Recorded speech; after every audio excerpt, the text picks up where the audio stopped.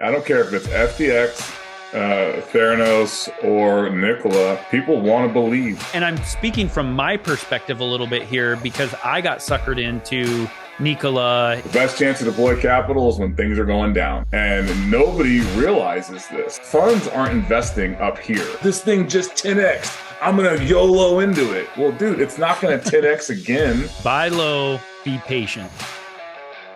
Hey, everyone. Welcome to the Business Growth Pod. I'm your host, Allan Draper. Excited for our episode today. I'm actually welcoming back a former guest, Randall Crowder. Randall was on the Business Growth Pod at the beginning of this year. His episode dropped on February 9th. So make sure to go check that out. Randall is currently the Chief Operating Officer of Phunware, which is a technology company in Austin, Texas. And we're going to get into that a little bit. Randall is passionate about new venture creation and the innovative spirit that fuels entrepreneurs and advances technology. As an active investor and entrepreneur, he understands what it takes to successfully launch and grow new businesses, which is what we talk about all the time here. He regularly publishes articles and speaks on entrepreneurship, venture capital, healthcare, and the rise of blockchain. Randall holds a BS from the United States Military Academy at West Point and an MBA from the Macomb School of Business. Welcome to the show, Randall. Glad to have you back, my man.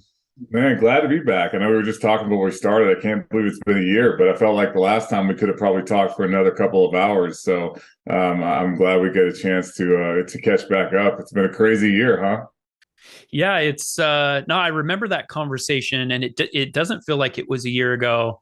But you're a really interesting guy, and I think a lot of that's because of your diverse background. You just have like a bunch of like unique experiences and like your education and like what you guys are doing at Phunware that, you know, and you're just really informed. I caught on to that like the first time we chatted. I'm like, dude, this guy knows like something about everything. So should be a good conversation. My wife will tell you I'm a good bullshitter, but yeah, I like the way you said it better. Yeah, I mean, that's the thing is that, you know, and we're going to actually get into this a little bit. We're going to get into bullshitters a little bit today, but let's do a recap on where you guys are with Phunware. I understand what it is because I'm familiar with it and I've seen some of your guys' videos on your website. Bring me down to like, you know, maybe a 5,000 foot view of what Phunware is just for like the layperson. Yeah, no, that's it. This is exciting for us. I know we're going to talk a lot about stocks here in a second, but like for us, it really is the future. You know, we've been around for 13 years.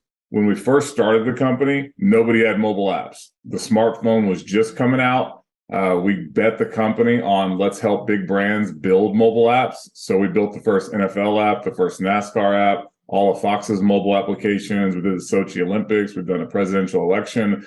And now we find ourselves in another kind of switch. You know, back then it was transition from web to mobile. Now everybody's got mobile. Everybody understands mobile. But really now what brands are struggling with is how do I get more out of my mobile application? Like if we live in a mobile first world that's quickly feeling mobile only, and that's how we get most of our information, it's not good enough just to like give people content. You know, yeah, we're going to still binge watch Netflix and fight with people on social media about dumb shit like, you know, mask mandates. But the reality is what brands are trying to figure out is how to better engage you through that mobile app, how to get your attention and how to engage you. And e-com has known this for a long time. Like if you think about the abandoned cart problem, you know, I'm looking for something, I want to buy it, I put it in my cart, and then, you know, my wife yells at me and I forget all about it. And, you know, by the time I get around to it, you know, it's gone or I never buy it. We have that same problem in the real world. And that's what brands are struggling with. So we have the abandoned cart of the mind. You know, you're walking around, you want to do something, you want to buy something, you want to sign up for something. How do you get people in that moment before they forget, before they move on? So we do that through a mobile application. So like a good example, right after we talked, we launched at Atlantis down in the Bahamas. So we basically map their entire island. So one of the cool features of our ecosystem is location software. We can find a mobile device both indoors and outdoors, sub 1 meter accuracy. So like I would know what table you're at, you know, not only what table you're at in a casino, but what seat you're sitting in. And I can engage you with any content I want if you use our platform. So what Atlantis uses it for is like booking. So when you're walking around this 140-acre island and you're walking past the stingray encounter, we can give you content on that stingray encounter and get you to book tickets in that moment, so that you're not just like seeing a poster and then forgetting about it when you go about your trip. They made like $50,000 the first couple of days. They had the app live. They made over $500,000 within the first couple of months. And they're realizing that, we live in an on-demand world with ADD. If you don't get people when they're willing to pay attention, you may lose them forever. And so we're all about contextual engagement. How do you get the right content to the right person on the right screen at the right time in the right place? And that's typically through a mobile app. So how can Phunware help like a startup where, that has limited resources? We all want to get our companies in front of our, prospective customers or clients' eyes and get their attention. How are startups able to do that with Phunware? It's tougher. So part of that's on us, right? We talk about, innovation, and I love innovation. And so traditionally our stuff is not cheap, because we do it for some of the world's most recognizable brands. A big industry that we have right now is healthcare. Healthcare and hospitality are the ones that kind of have really embraced this a lot, this idea of digital transformation. It's expensive. So typically we've been working on the kind of Fortune 500 type opportunities. That being said, you're 100% right. This desire to, make money, save money, or get more out of your money is universal. Small businesses need it as well. Entrepreneurs need it. Startups need it. So how can we take our platform, which we know works, and extend it to those markets? We're working on that. So jury's still out. We're trying to build platforms that would be more of a light version of what we offer. And so that is hopefully going to be rolling out in 2023, where we can really target kind of the startup and SMB space. Still not cheap, but can definitely piggyback off of some of our existing ecosystems. And this goes to I think what a lot of your listeners think about, that product market fit. So right now, we deploy mobile applications for a brand like Atlantis. You can download that right now. That's their own application. That's the expensive part of it. What if, you take the OpenTable approach? With OpenTable, everybody wants reservations, but are you going to have an app for every single restaurant you go to? Of course not. So OpenTable becomes that persistent mobile application, and then every business just has a profile. We're going to try to do the same thing for engagement. So, we're going to try to we'll build one app for everybody, and then maybe a startup can use that for its own engagement activities, because we've built some really cool proprietary switching software. So we did it for a hospital, actually. Mayo is one of our customers. They had multiple buildings, but they needed entirely different features and entirely different experiences. So we can basically reskin one mobile application to make it look like totally different applications based on your location. Now we're going to do that based on your business. So it'll feel like it's your mobile app, but it's all under our, one roof effectively.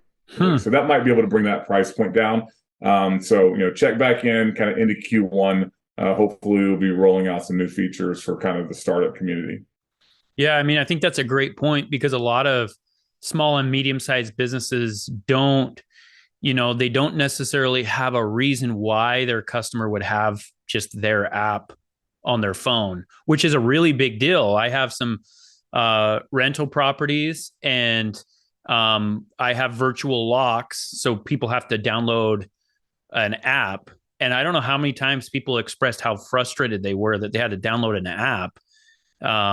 But I felt like the days of storage limitations on phones were over, but I guess not. So that's awesome that you guys are making that pivot. Yeah, exactly. That's what we struggle with as well. Is what is that first catalyst to get you to download something, and why? So and we test things all the time, and I would encourage any entrepreneurs before you really dive into building and product roadmap, Figure out what a POC looks like. Figure out what an MVP looks like. See what people, customers will tell you what they want and what they'll pay for. And sometimes it'll surprise you what they'll tell you.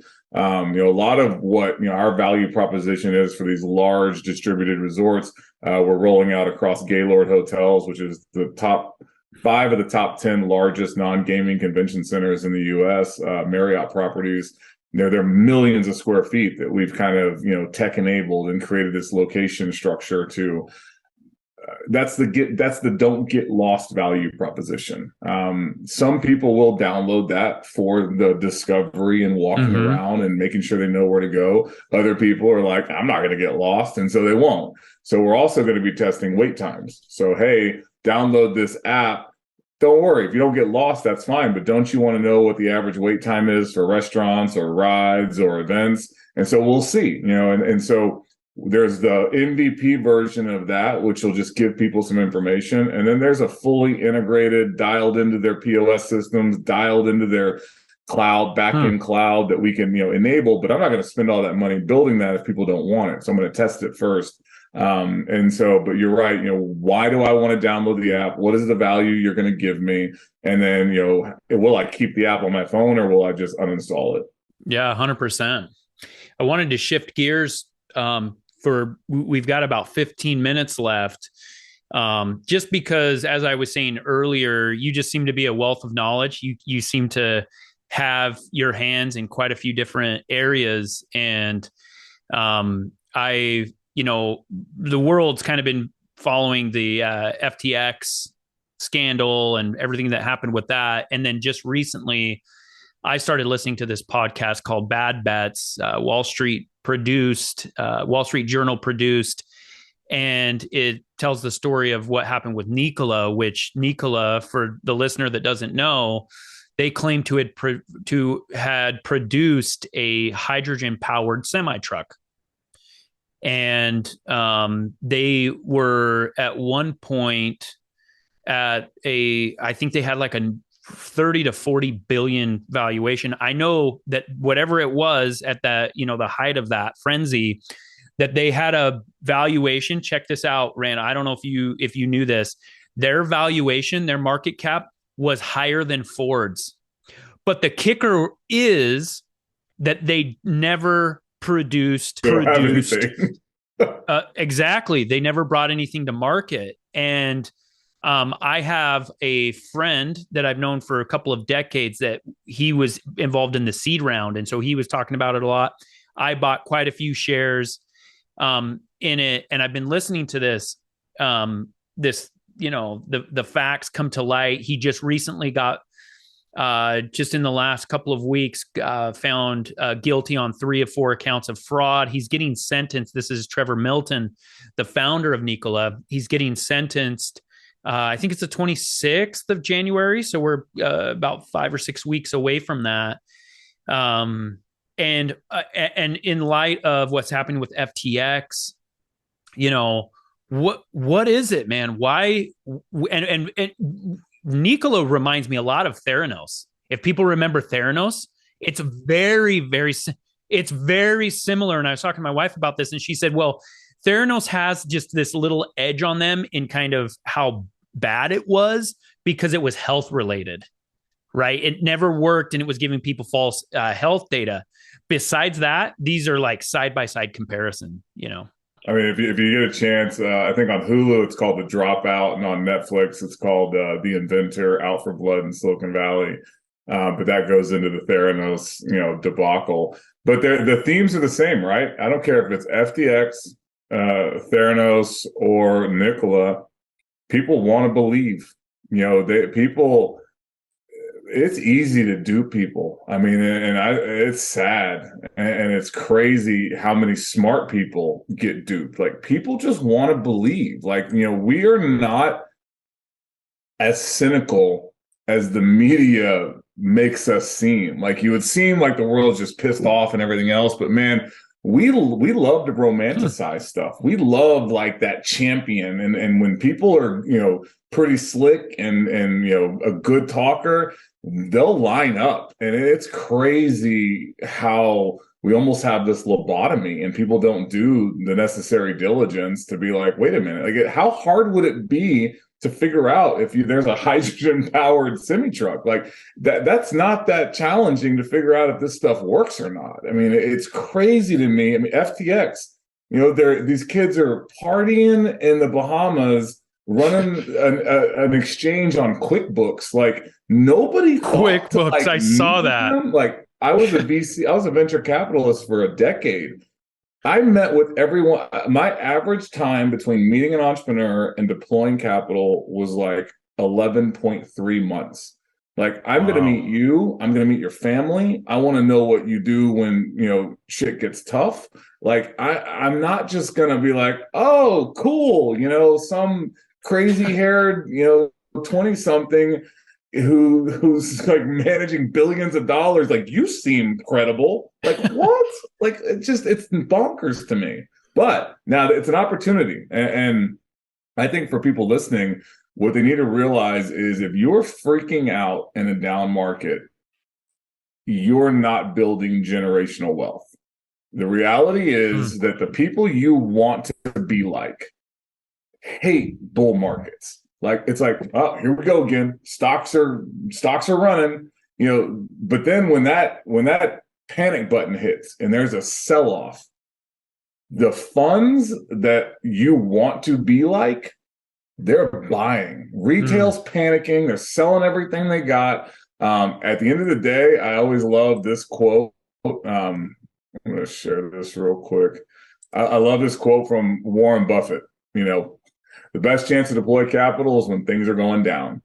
And nobody realizes this, that you find companies that actually do have something, and something is kind of, talk to their customers, find their customers. Like, I champion Phunware all the time, but Atlantis is not a business that's just going to say, oh, well, you can dupe us. We've worked with Fox, NASCAR, NFL, we have a very real thing. But we struggle with, the stock market and with what's going on. And there's all these really interesting opportunities to generate more wealth in a down market than in an up market. Like, people will literally have their buddy tell them about a deal. It's already run 200%. They'll be like, I'm going to get in at 3 and this thing's going to go to 6. And then it doesn't. And then all of a sudden, a couple of months later, that stock is at $1. And they're like, oh man, screw that. I'll wait till it's at 3 and go into 6. It's like, dude, invest at $1. And when it recovers to 3, you'll 3x your money. And then when it goes to 6, you'll 6x your money rather than only 2xing your money, jumping in, YOLOing, and getting that FOMO going. And so I always use this with Phunware, like even our stock. If you've been investing over the last 3 years, there's been multiple times to, 2, 3, 9x your money. And even recently, even though we've been in a downtrend, there's been multiple times where, I'll take 1.6x my money. I'll take 1.4x my money. I'll take 1.5x my money. And that's just in the last 3 months. And so paying attention to when stocks trade down, but that they have the ability to have that amplitude to go back up, that's how you make money. And then you look in the macro and you say, okay, well, wait a minute, what's going on here? Like, every time there's this falling wedge pattern, there's this accumulation, then that amplitude of that next breakout is increasing almost exponentially as you go. All right, what do I think is going to happen next? And so I'm excited about what could happen with our stock next. It's a hell of an entry point right now. But people should be thinking about that, not freaking out when stocks go down. Really think, oh my God, this is an opportunity for me to start building generational wealth, because that's what funds are doing. Funds aren't investing up here. Like, retail investors do that. They're like, oh my God, this thing just 10x. I'm going to YOLO into it. Well, dude, it's not going to 10x again. That's when you sell. And so, I think people just need to educate themselves on how these things work. And why they do what they do, and then emulate what the Warren Buffetts of the world do.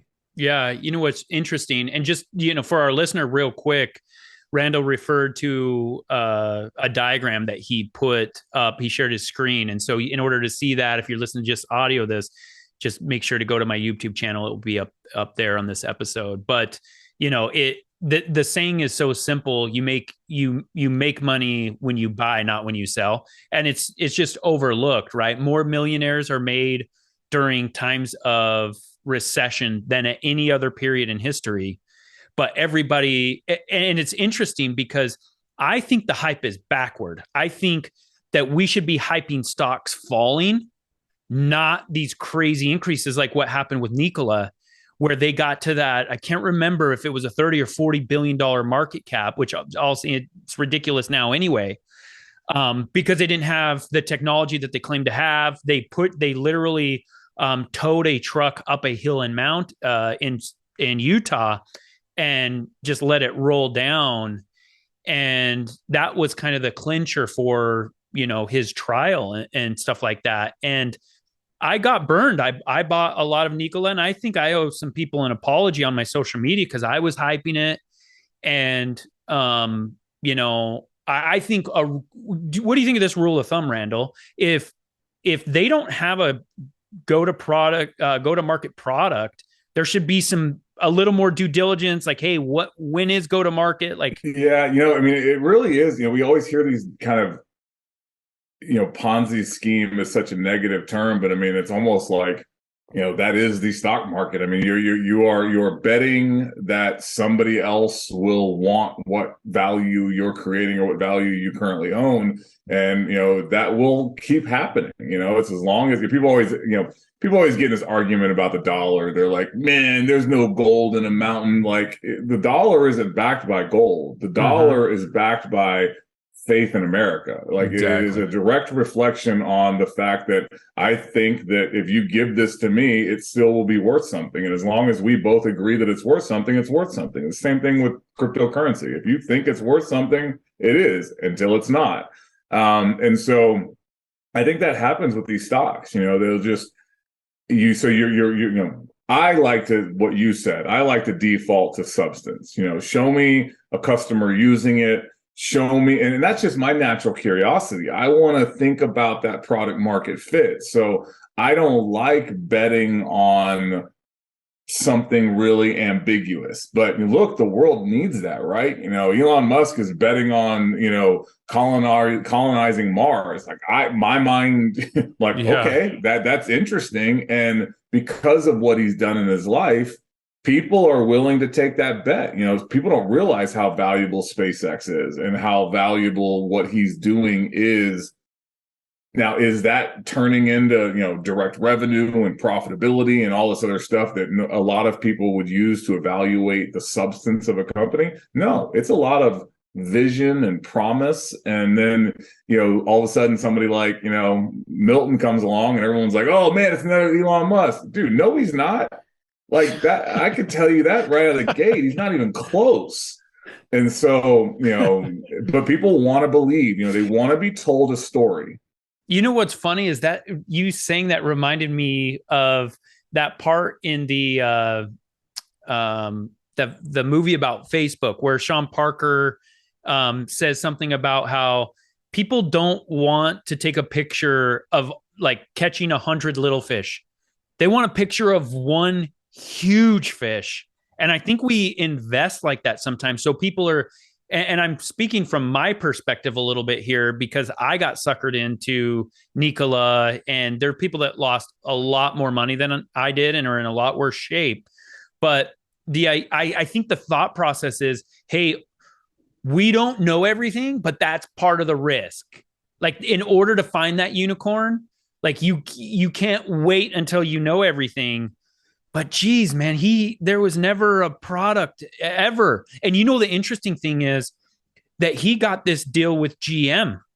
So he gets this deal. I don't know how he's a wizard or something. I don't know how he did it, but he gets a deal with GM to produce the Badger, and he has zero technology. And in some cases, a lot like Theranos, if you remember, Theranos was using other company technology and kind of scrubbing the name off of the equipment and processing the blood samples and stuff through there.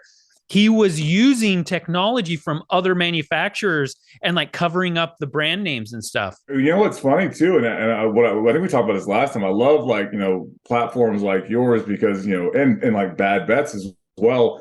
Because like being open and honest with your vulnerabilities, being open and honest with your mistakes, like it gives other people license to do the same. Because that's one of the biggest things. This like imposter, I call it the imposter syndrome, but like for other people, like not yourself. Like everyone's trying to keep up with the Joneses. They're overspending to try to make it seem like they're a certain thing or a certain way. There was this really interesting study that Harvard did that was basically asking people if they would rather live in a place where they had income of 50,000, but the average person had income of 25,000, or where they have an income of 100,000 in a place where the average income is 200,000.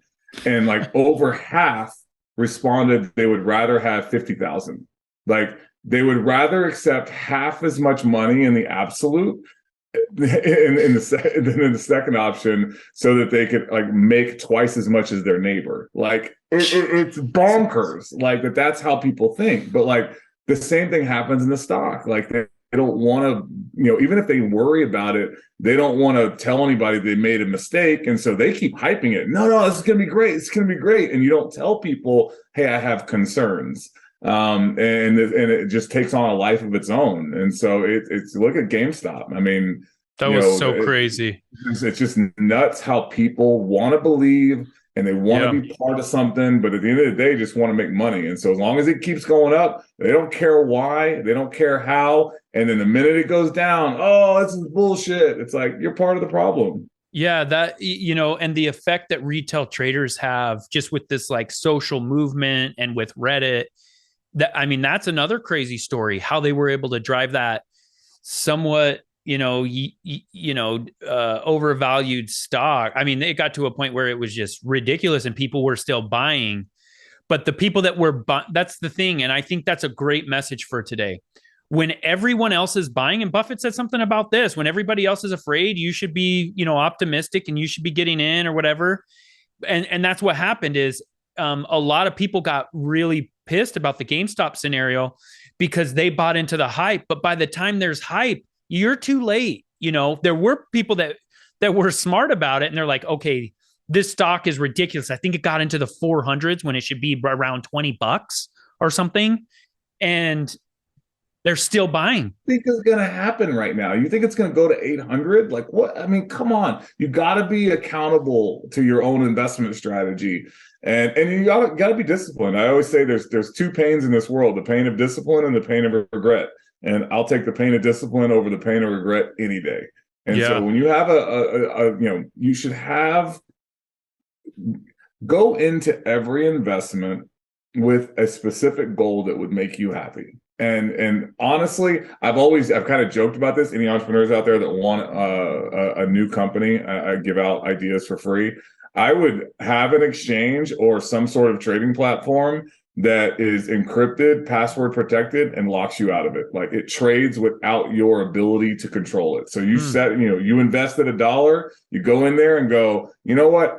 Knowing everything I know about this company, I'd be happy if I 3x my money. You input the trade, you leave it alone, and it locks you out. And even when it gets to like 2 and you're like, no, it's going to go to 5. No, it trades at 3 no matter what. Because like you're your own worst enemy when you're trading. I was like, if you feel the need to rush to the computer and log in because you think something's about to happen, go walk your dog. Whatever you're about to do, you're going to mess it up. You're going to sell too early, sell too late. You're going to change something. Just understand what you're willing to take, and then stop FOMOing in, stop doing silly things. Just if stock doubles or triples, be happy with that. And even if it 5x's or 6x's, don't be like, oh my God, I could have made so much more. You just doubled or tripled your money. That's good. Take that, take your principal out. Now you're playing with the winnings, and then go invest in something else, or double down then. Yeah, it reminds me of kind of the gambling mentality where you double your money and before you're like, hey, if I'm just having fun. If I make anything at all, like that's a bonus because this is my entertainment for the night. but then you double your money. And that's, I think, this mentality, Randall, I think this is why casinos eventually always win, right? Yeah, because they can't walk away. I always used to think that people that put a lot of money out on the table, those were the guys that, or girls that were really like courageous or deliberate or whatever. But it's the people that actually walk away when they're up. Those are the rare folks, I would say in sports too. It's like when people retire after like winning the Super Bowl, I'm like, good for you, man. Walk out on top, because just like it pains me to watch people just keep, slowly declining. But it's funny, whether it's casinos, or I also talk about this with like data. People don't accept all of their own just bullshit and limitations, and they always think there must be something up. Like, casinos don't need to cheat you. You cheat yourself. There's no magnet in the roulette wheel. There's no hiding cards. Like, Vegas is very regulated, and it makes money because of human behavior that is predictable as anything. And so they don't need to cheat you, because you're going to cheat yourself. Data, they're not listening to you. You're just so predictable, and it's easy to understand. Like, okay, if you search for this, if you do this, if you're this age, if you're from this, you can machine learn a human being in a weekend. And it's like, yeah, that's what they're going to do. And guess what? Like, we think we're all, our free will is whatever. Your free will is curated for you by technology companies. Like, does anybody know about the genocide in Armenia? No. There's no money in it, and media didn't cover it, but it happened. Like, there's shit happening around this world that we don't know about because people don't deem it necessary for us to know about. And so we don't know about it because we only receive what we're given. And I think a lot of people just, they give companies too much credit. Humans are pretty predictable. So as we're wrapping up here, Randall, I want kind of, the final blurb about Phunware and where people can reach out to you. And then this other, I wanted you to touch on where beginning investors or entrepreneurs, what they should be looking for in 2023. Yeah, good question. So I'm easy to find, Instagram at Randall Crowder, 2 L's, LinkedIn, Randall Crowder, Facebook, Randall Crowder. I'm Randall Crowder on Twitter, but don't write there because I can't remember my password. Elon just moved to Austin, so I got to see if he can get me back into that account. On Twitter, I'm at Crowder Official. For now. And then Phunware.com, Phunware.com. You can find all sorts of stuff on Phunware there. When it comes to investing, you gotta race your own race, and you gotta do your own diligence. You really need to find things that you can hold. I think, and I'm just talking about for your own sanity. If you're investing to make rent money, I can't help you. Like, I think that's just you might as well go to Vegas and gamble. But investment shouldn't be as stressful as it becomes. Usually people, over-index into certain things. They don't diversify enough, and they need that money. So when stocks go down, oh shit. If you take Bitcoin and you actually look at it, on average, if you're able to hold at least 3 years, no one's ever lost money. And the same thing is kind of true for the S&P. I'm sure there's a number proxy to that exact same comment. If you zoom out, the S&P has gone up and to the right since it was created.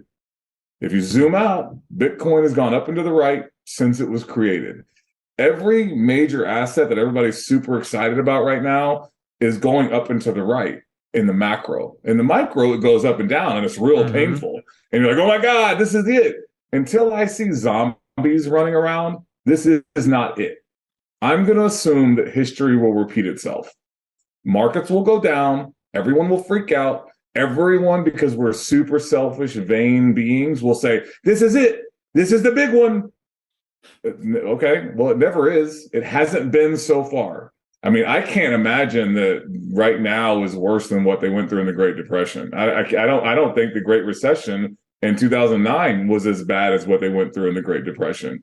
And so I think we will continue to exist until we make a really critical mistake, and whether that's AI or virus or some sort of hacking of the power grid. Until that happens, the S&P is going to keep going up and to the right. And so I would just assume, when you see the market go down, that's when you should place your bets. So anybody that's getting into investing now, man, I'm jealous, because this is a great time to be buying anything at this point. I mean, everything's so depressed, but be careful, because next year, people are thinking about a recession. That recovery that you're looking for might not happen next year. It might be 2024.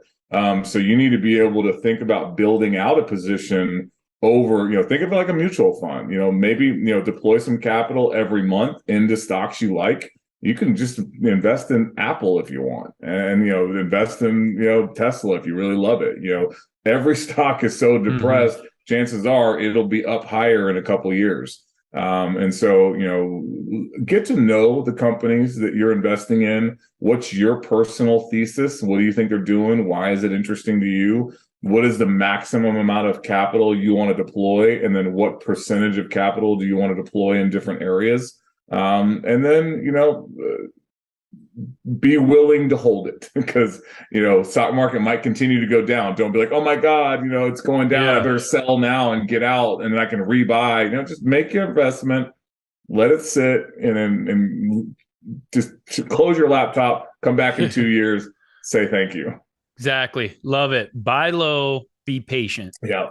True. Love it. Thanks so much for joining us today, Randall. Good luck with everything, man. We'll be in touch. Appreciate you, brother. Happy holidays. If you've enjoyed today's podcast, please leave us a rating. And for daily inspiration and business tips, follow Allan on Instagram. Until next time, remember, we build the future one entrepreneur at a time.